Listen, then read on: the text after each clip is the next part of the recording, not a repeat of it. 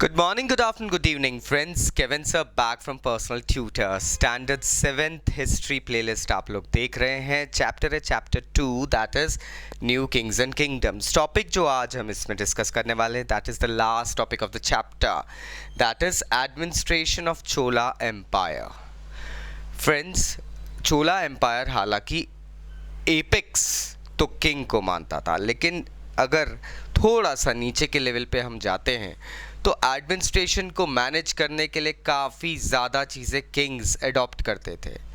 Example wise अगर हम देखें तो जैसे जैसे प्रीवियस वीडियो में मैंने आपको बताया, इरिगेशन टेक्निक्स डेवलप हुई, कल्टीवेशन मेथड्स डेवलप हुए, सेटलमेंट्स ऑफ पेजेंट्स भी बढ़ने लगे.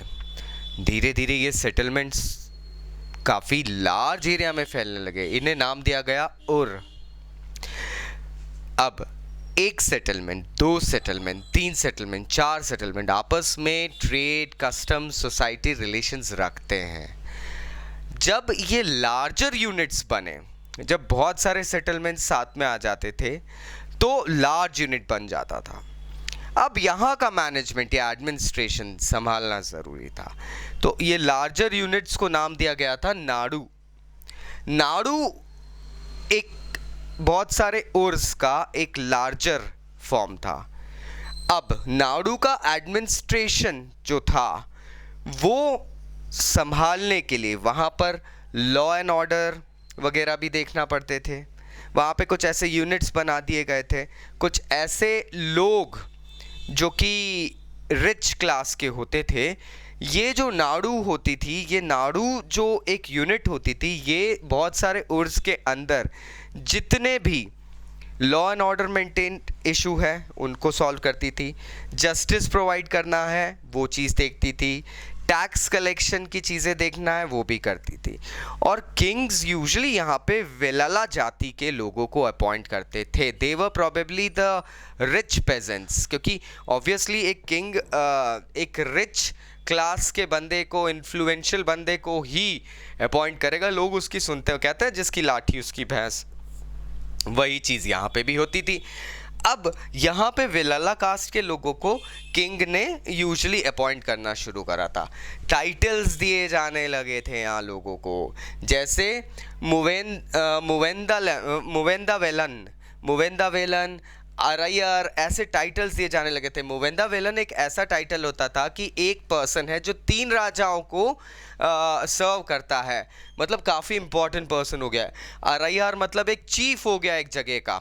इन लोगों को इस तरीके से टाइटल्स दिए जाते थे. And most probably these titles were hereditary, मतलब अगर एक फैमिली को दे दिया है तो boss next next to next चलता रहेगा.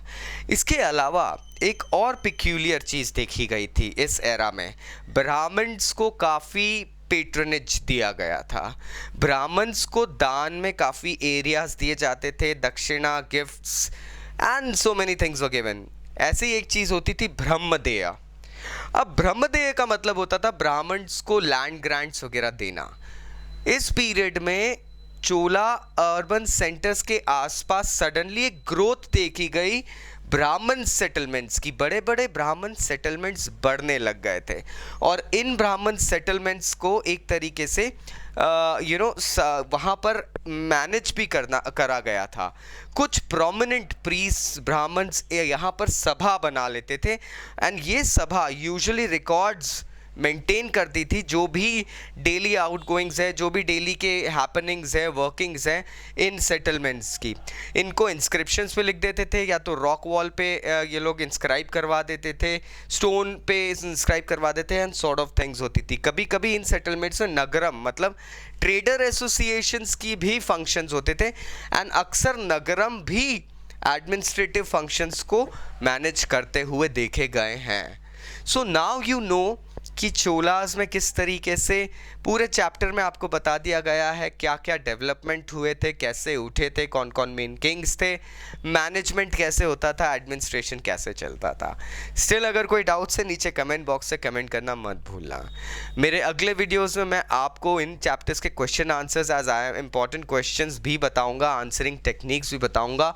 Stay tuned, I have been receiving request for that.